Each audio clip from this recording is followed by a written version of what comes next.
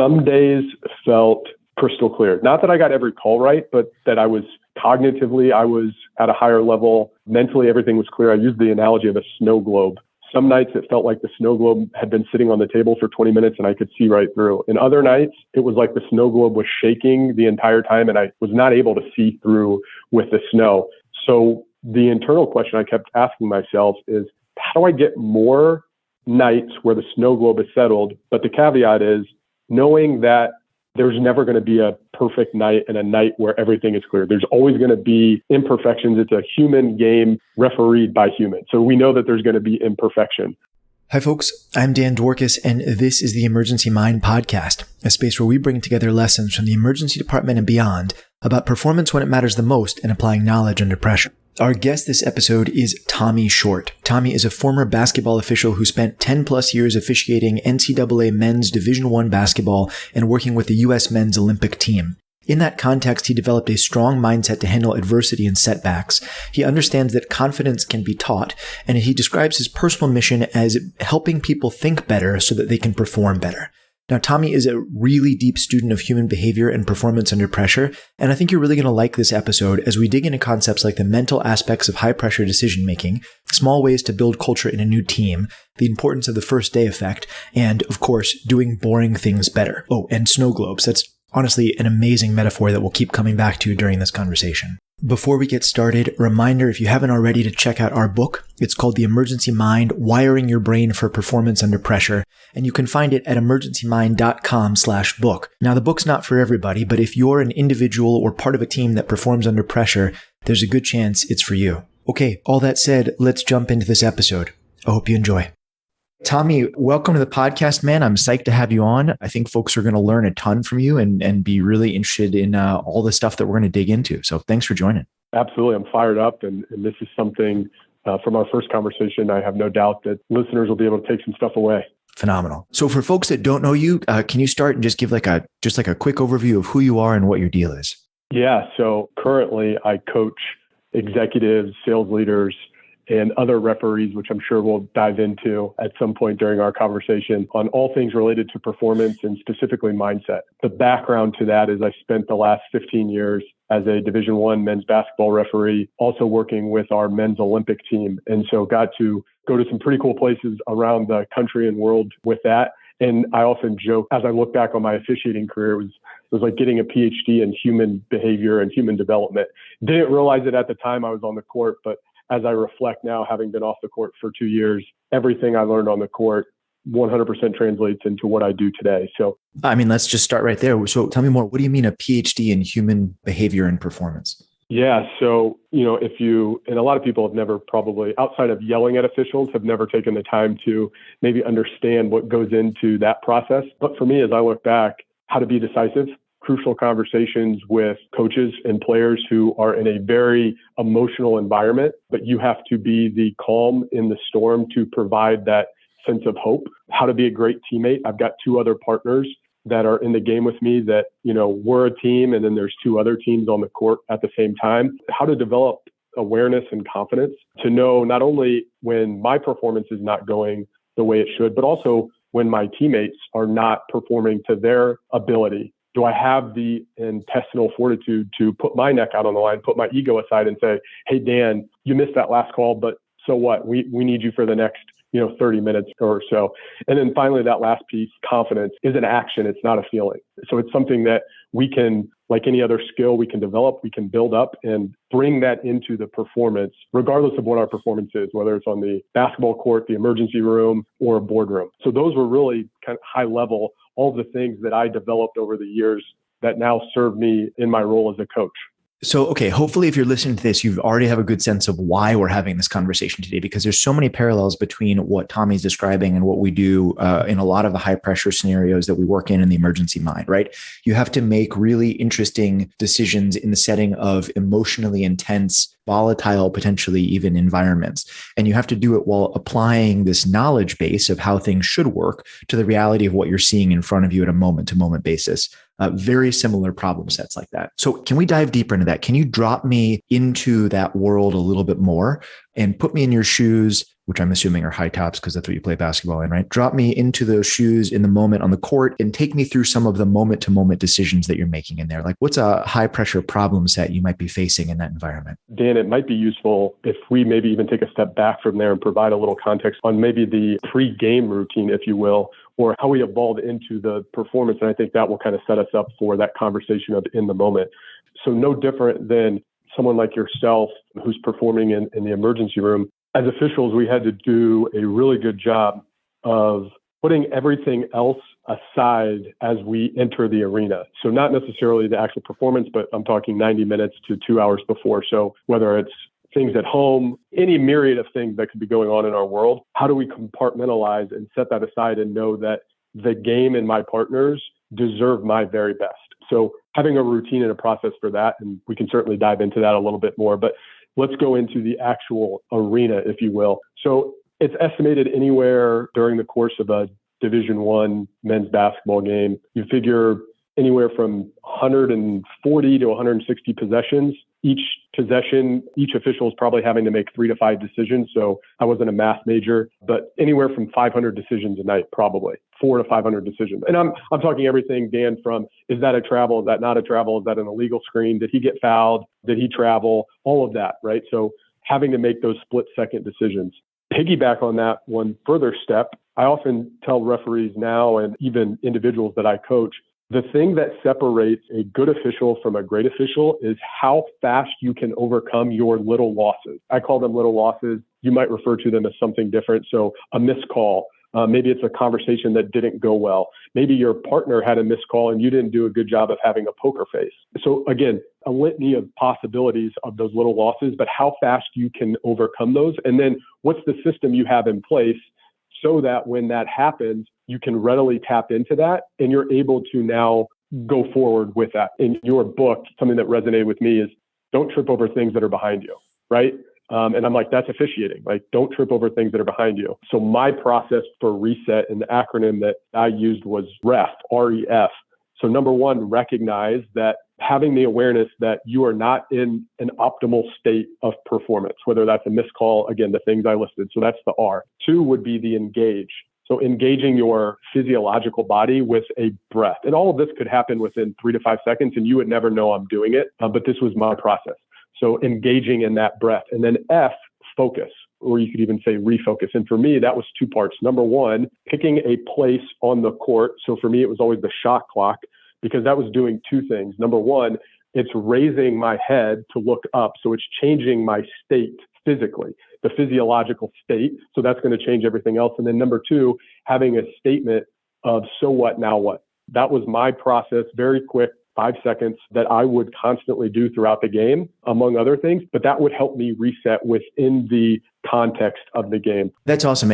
All right. So there's a bunch of stuff in there. So first off, that's really similar to a structure that we use a lot, which is this version of labeling, taking a breath, and reorienting your team, right? So we label something as suboptimal because it allows us to have, sort of the right amount of tension to say, hey, this is a problem, but we're not getting swept by this problem. We acknowledge it, but we're not swept by it. You take a breath to change your physiology, like you're describing, and then you sort of refocus yourself and your team on your next priority. So it's a really common structure. And I like that acronym for it. That makes a lot of sense. Also, I guess I have to point out that don't trip over what's behind you. I can't claim credit for that. That's actually Seneca that said that, as somebody who's a lot wiser than I am, but still something that I love and use quite a bit. So we're still a little bit on defining the scope of the problem set that we're working with here. So, okay, so you're coming into an arena and you know that you're about to have to make somewhere on the order of 400 to 500 high quality decisions under pressure over the next period of time. You don't know when these are going to come, although you have some sense of the pacing of them, and you really don't know exactly what types of scenarios you're walking into. Now, you have some background. Obviously, you understand the game very well, and you understand your whole database of similar decisions you've made in the past, what we might call in the medical world, your fund of knowledge,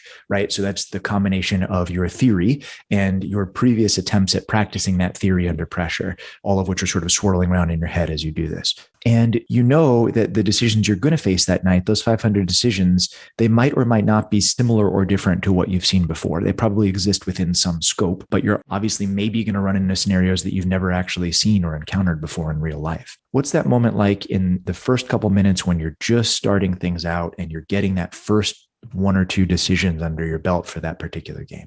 we had the benefit, maybe like you and your colleagues, but maybe not, a college basketball game broken up into with media timeouts in 4-minute segments. So you have 2 20-minute halves. So you're going to have a media timeout at the 16, 12, 8, and 4, and then obviously halftime.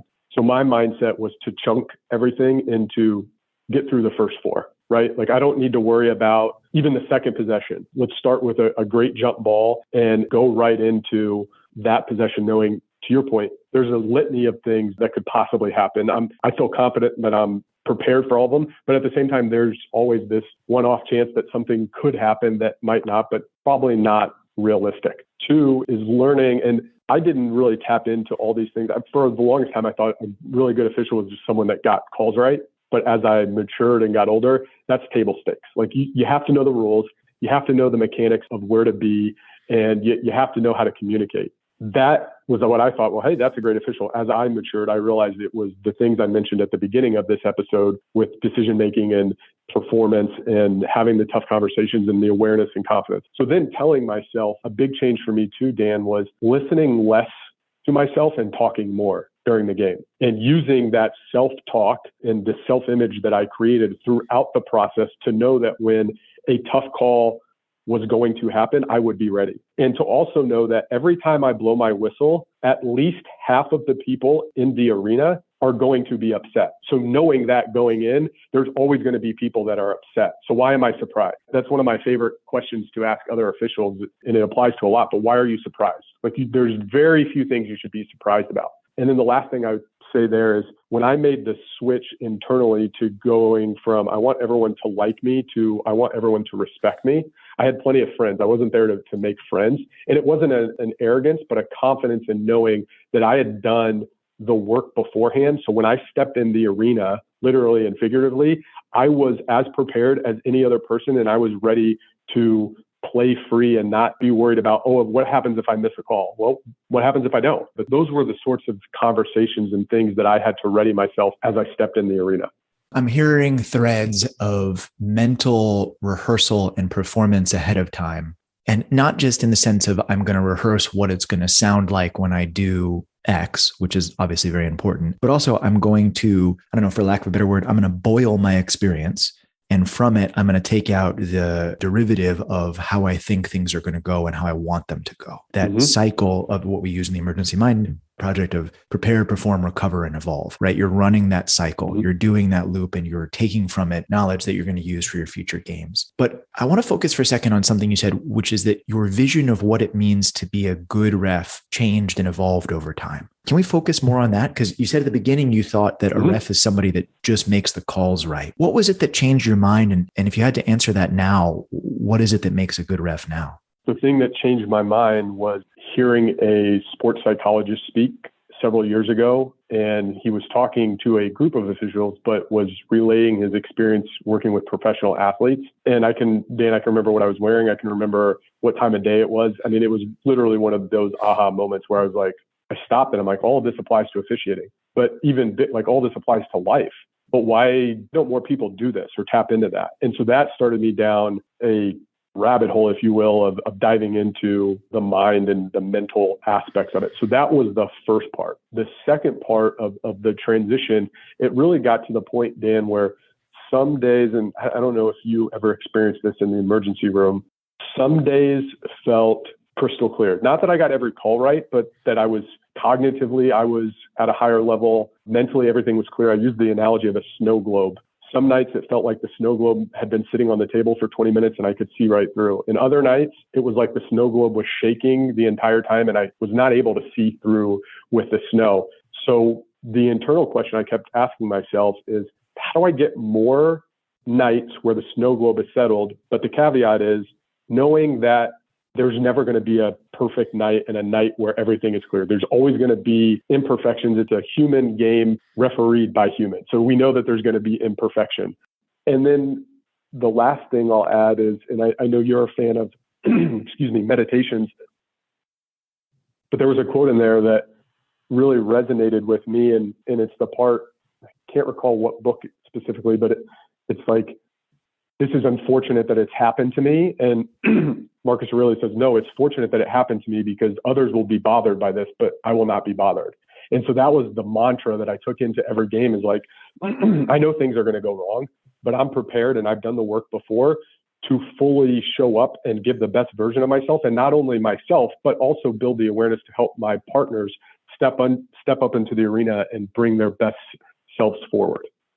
Yeah, ooh, I really like that. And I love the snow globe metaphor. I think clarity of mind and purpose and recognizing that settling the snow globe is a skill, not an accident, right? Like sometimes I think, especially at the beginning, it sort of feels like, oh, some days my mind shows up clear and some days my mind shows up like a snowstorm. But how do I do that? And at the beginning, it sort of feels like it's an external thing imposed on you, right? Like you're lucky if you show up with a clear snow globe of a head, if that's the right way to say that. And I think that as I've trained more and more, I realized, well, okay, I can't control all of that. I don't control all of my thoughts, but I certainly can do a lot of things that increase the probability of a clear snow globe Dan showing up to work that day, as opposed to a snowstorm Dan showing up. To say the obverse of that, I am sure that we all know things we can do that will screw us up for our shift the next day. Things that we can think and do and act like that will make it harder for us to make high quality decisions under pressure. So if that's true, if we can make it worse, right, then we certainly can make it better. And I think understanding how much of that is under our control is a really crucial piece. I think the more I understand that, the more I understand that my ability to show up ready to act is under my control,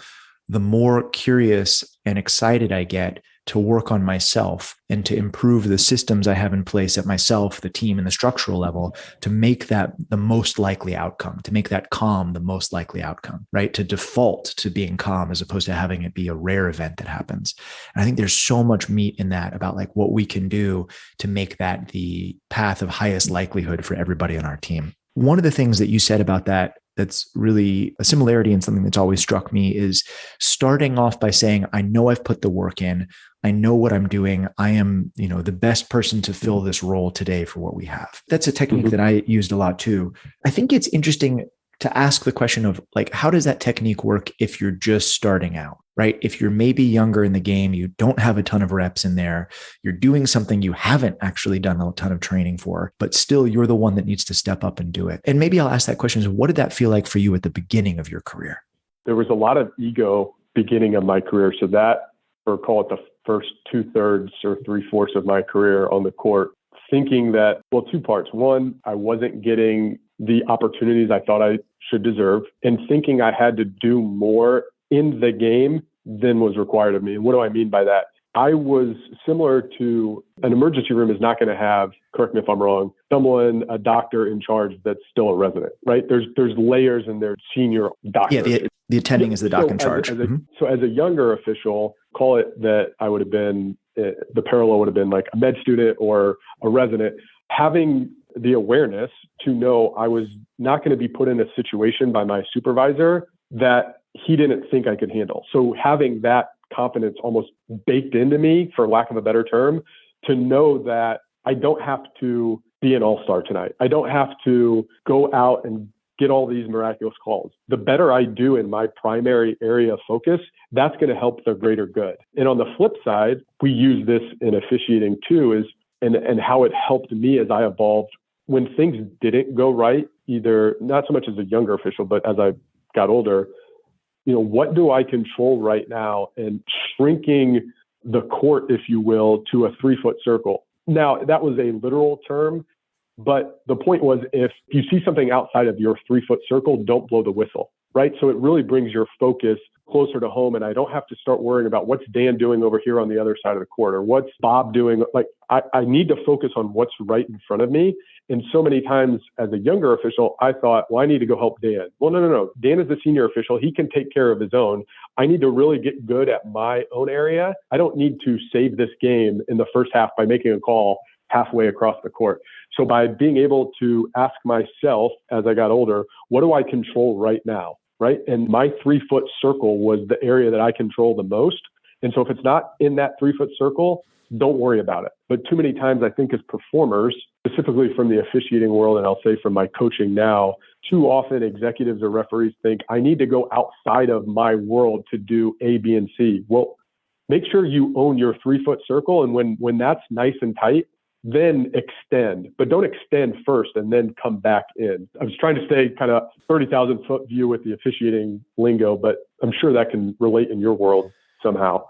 Okay, so what I'm hearing from that is that, especially at the beginning, when you're just coming up and you're learning to do some of this high pressure decision work and you're learning to map your knowledge onto reality, one of the most important things you can do is to focus on where you have the most control, focus on your small domain and not try to control every variable all at once, right? Do your part and do it well. Am I reading that right? 100%. The parallel for us in there is this idea of apply graduated pressure and the concept of the wedge, right? That you're going to practice on the low wedge parts before you move into the high wedge environments. Really, that's a story of mastering your small piece before you go and try to control everything else. This is a really timely, time to have this conversation because we're right about now in the world is where the residents sort of all bump up a level, right? So the emergency doctors in training that I'm working with are all about to sort of move up in July and take over the next set of responsibilities. So right now, they're just at that point of the wedge where most of us feel like we've mastered one part of our skill set, and now we're about to be exposed to a whole new set of challenges, a real bump up kind of moment. And it's a good reminder to always, no matter where you are in that wedge, to focus on where you have the most control and make sure your part's getting done the way it needs to get done. So how conscious of that were you at the beginning versus how much of that is hindsight? When you put yourself in sort of like younger Tommy's days and you're thinking about how those games went, were you conscious of that in that moment? Like, were you telling yourself, okay, 3-foot bubble? Or was that more of something looking backwards that you're able to say, wow, this really went well. When I did this, my snow globe was calm. And when I didn't, everything was chaos. I was not conscious of it the first, call it 2/3 of my career. Again, I thought everything was getting calls right. And it was almost like do minimal work required. And then it's like, I did my job, move on to the next game. Again, I think internal work, working with coaches, it allowed me to go inside and realize two things. One, having a daily reflection, even within the game. So wanting to understand what went well, what can I do better? And then how am I going to do that better? And then the second part of that was being very deliberate in my practice. And what I mean by that, on any given week, I would work 3, 4, 5 games, usually 4 to 5. So for that week, I would take one thing. All I would really focus on is travels.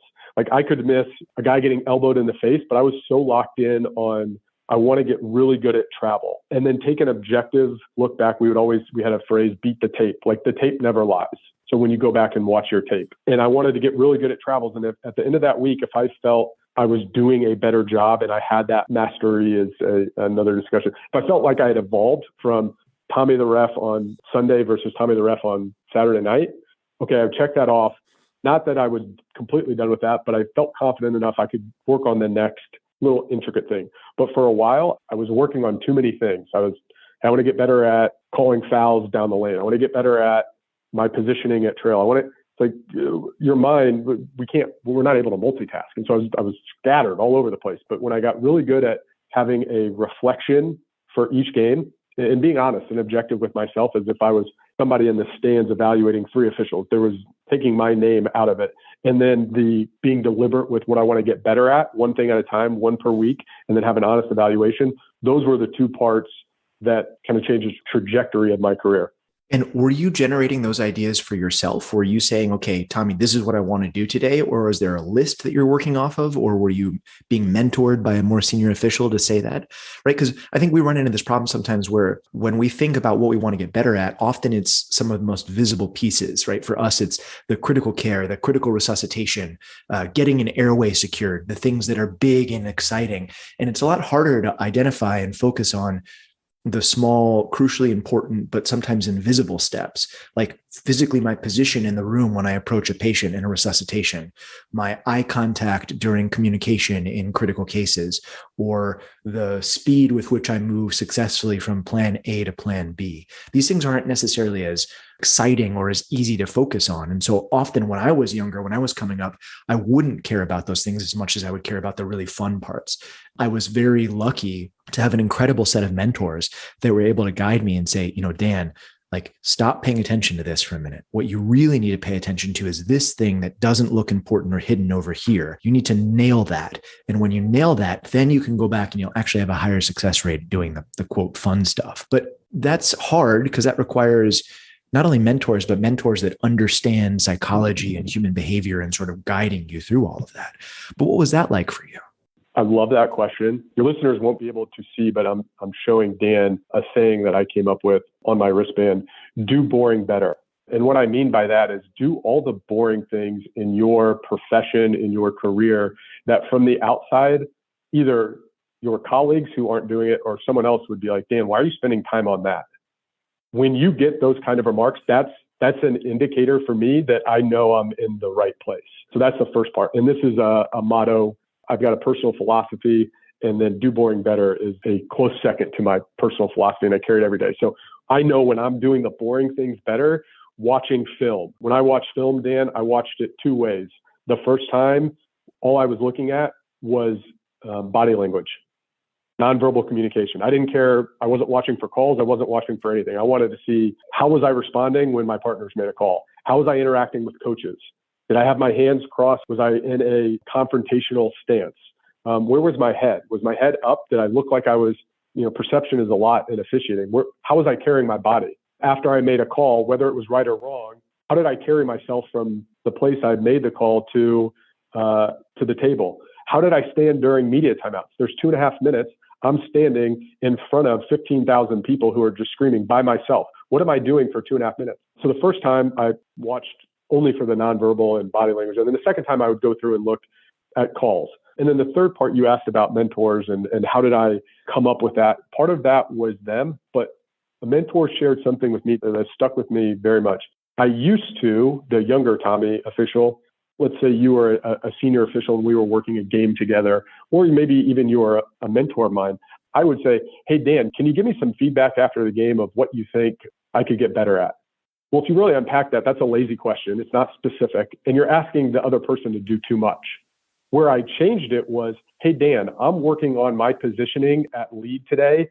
Can you maybe look for that within the game? And if you notice anything, feel free to point it out during the game or when we're in the locker room after the game. No ego, I'm open to feedback. So when I got specific with the questions I was asking for feedback, I noticed that the responses I were getting were a lot better to help me move forward. So those were really the things that were pointed out. But then I also wanted to get really specific with the questions, because then I would get a more specific answer, which would in turn help me do all of the other kind of non-visible things better as an official. Tommy, I love do boring better so much, man. I love that. That speaks to me at like an incredibly deep level. And that's like something that I'm really passionate about in the Emergency Mind Project in general, right? Which is that it's the small things that you do correctly that allow you to do the big things well, right? And it's the small things that are hidden that allow you to do the big things well. So I'm I don't know, famous or notorious or whatever you want to call it, for making sure that the oxygen tank under the bed is full before we do a complex resuscitation. On the surface, that seems like maybe like not the most important thing. Like you have to get your mind right. You have to get your team right. You have to get everything ready to go. And it's sort of hidden because it's literally physically hidden under the bed. And unless you go around and look for it, you're not going to find it. But I obsess about this because it is the boring thing that you do correctly that makes sure that 10, 15 minutes from now, when you've quasi-stabilized the patient and you're transporting them from point A to point B, you're not going to run out of oxygen in that moment. Unfortunately, this comes from experience of having run out of oxygen in that moment, right? But even if it's not the experience of it, it's the discipline of thinking to yourself, okay, what are the small things that stand in the way of this? And this really drifts us in some sense into behavioral economics and human factors work, because there's a boundary line here between the internal drive at a personal level of what it takes to want to master all of the details of your craft. And that's really a story like what you're describing about asking intelligent questions and asking them well. And then there's features of the team and the structure that guide us into default actions on purpose, right? That are doing the equivalent of nudging us into making the small things and the boring things work well. And I think that this is where there's so much available space for work about how do you blend these multiple concepts together. But I love the idea of what you're describing back to the personal level for a moment, which is really sort of like mentoring from below almost, right? Like you as a learner and as a person working to master their craft are asking specific questions of the mentors above you, and you're using that to sort of help frame things along that line. A similar question that I really loved asking when I was a resident and still love asking now is, what are the small things that you do differently now that I don't even see, right? Some version of do boring better, right? Like, what are the boring things that you do now that you didn't do when you were my age, so to speak, that I won't even notice unless you point them out to me? Because to me, that gets at some of the really depth of that question, because probably those boring things aren't necessarily obvious, and I might not even know to look for them until I do it.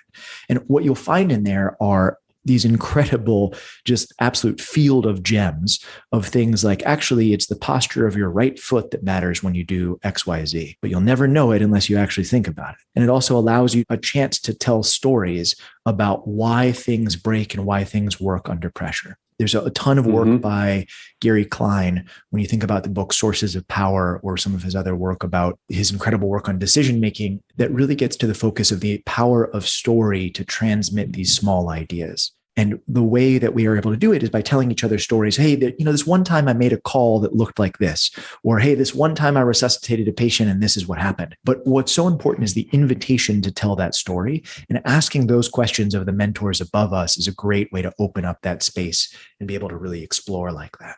Dan, one thing I'd like to touch on, I had a mentor, and this completely changed, you're familiar with after action review, very common in the Navy SEALs community. And the thing that helped me as a younger official, when a senior official, and I'm using air quotes, would come into the locker room and start out that debrief with a play that he missed. And it might not on the surface seem very powerful, but when someone who is more senior in experience or age or whatever is vulnerable enough to start that conversation off with, tell me about that play you missed. He's starting out with, hey, I missed this. When a mentor comes from that place of vulnerability, it completely changes the dynamics of the room. And I took personal pride in, whether it was before the game or at halftime, specifically after, I would always start with something I messed up on, always, because I wanted to create this environment, because we get there 90 minutes before.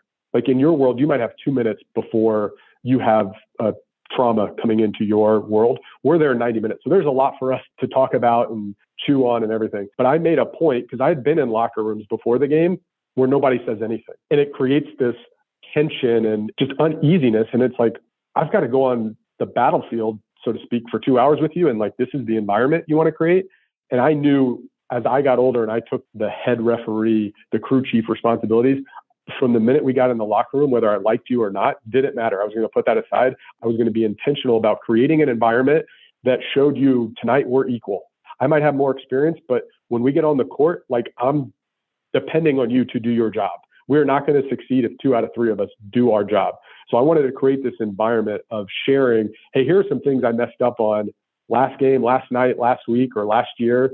And I want to share them with you because I don't want you to mess up. And then after the game, I'm going to start off with, gosh, I really kicked that play and it sets you up in a bad position. And I noticed that the environment and the sharing and the vulnerability completely changed the dynamic. So that's one of those things of do boring better that would often get overlooked, but was so crucial to not only the dynamic of the team performance, but also my individual performance as well. Love that, man. We're talking a lot about the role of vulnerability in building a psychologically safe culture, right? The role of the leader being vulnerable as starting the tone for a psychologically safe culture that allows us to really grow and share freely and openly back and forth about that. So I'm going to ask this question out of ignorance here, but when you're talking about a 3-ref team, how often are you 3 working together? Is it every game over the course of a season you'll work together, or do you rotate in various combinations for every game? Yeah, great question. So I would say over the course of a season, I might only work with someone on the high end 6 or 7 times.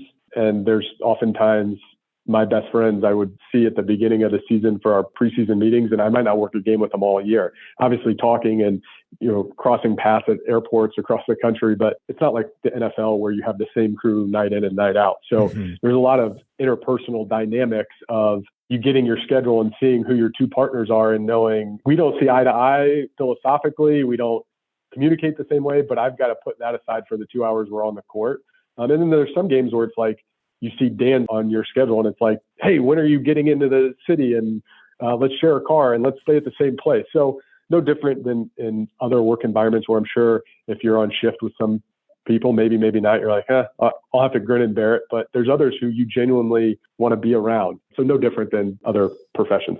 Actually, that's a really interesting thing to dive into for a minute, because there are a wide variety of differences there across high performing teams, right? Some teams you train with your team, you come up with your team, you perform with your team, and then you debrief and go home with your team. Some of the special forces universes work this way, right? Like you train with your team for every piece of that mission. In other cases, the team is more of what you'd call a swarm team, where people come together from different backgrounds. They arrive on the X together, they do a job, and then they disperse back to their own environments. And the way that you communicate, the way that you interact with each other, the culture that you build, whether it's flash culture or continuing culture, and the decisions that you make and the ability of your team to perform your mission are pretty wildly different among the edges of those spectrums, right? So certain times in the emergency department, we will be more like the coherent team, right? We'll start our shift together. We'll have our 4 or 5 doctors, our 4 or 5 nurses, and we're able to come on at the same time and be like, hey, all right, here's what we're doing. Let's go for it. Other times you're mixing with folks that maybe you've never worked with before. You have a different group coming in and you have to sort of build that culture from that flashpoint every time. So there actually is a lot of difference in there. And I'm really curious if we can spend maybe 1 or 2 more minutes talking about this point about how you would start building that culture. You already mentioned that you'd start by saying, hey, here's a thing I'm working on today, which I think is a great way to do that. How else would you build that culture from the beginning? And how would you reinforce that culture over the course of the game? There's a lot to unpack there.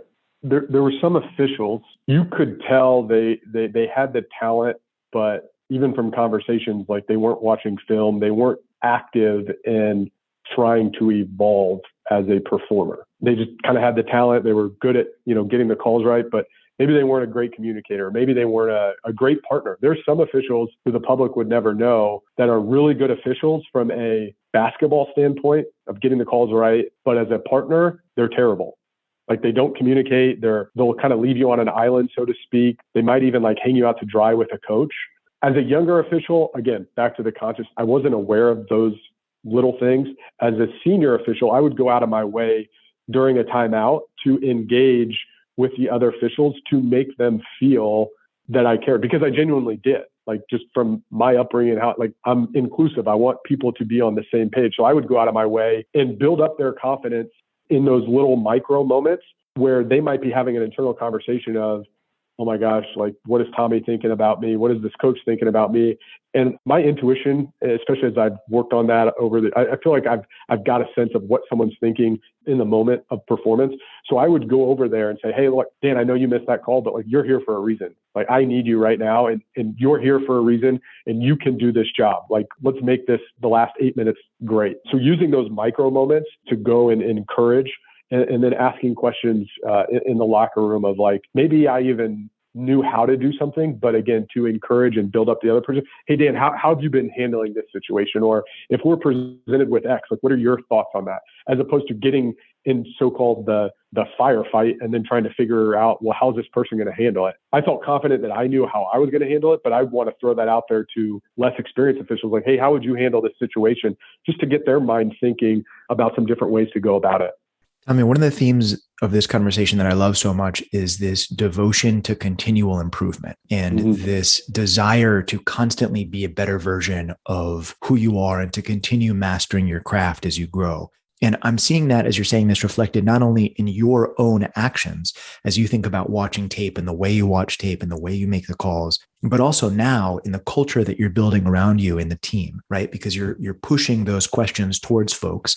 And in doing so, you're normalizing the fact that everybody's learning and everybody's growing. And I think that's one of the most powerful things we can do as a leader is to normalize imperfection and growth, as opposed to say, hey, I know everything and you know nothing, right? You suck less, right? That's like the opposite of what we want to build, right? What we want to build is this culture where everybody's growing and striving together to be better versions of ourselves as individuals and as a team.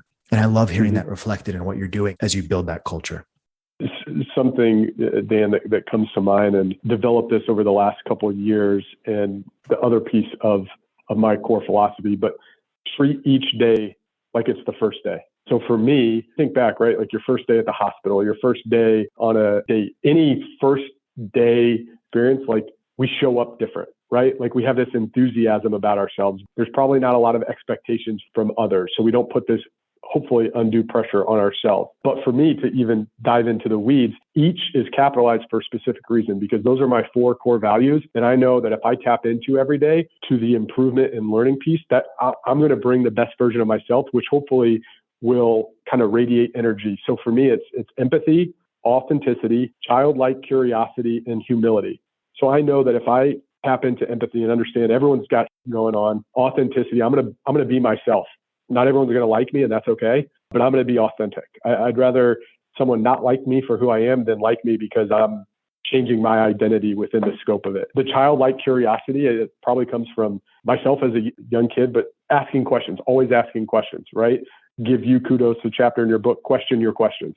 Like that was one of my favorite chapters of the book, of like always asking better questions and how can we ask better questions? Because that's going to expose something that we didn't even know was there. And then the humility to know that we don't have the answers, and that's okay. That's not the point of this. It's to learn and to know that we don't have this all figured out. So for me, creating that personal philosophy and tapping into those allows me to continuously learn and become a better version so that I can help others, whether they're clients I'm coaching or someone that I interact with at the coffee shop.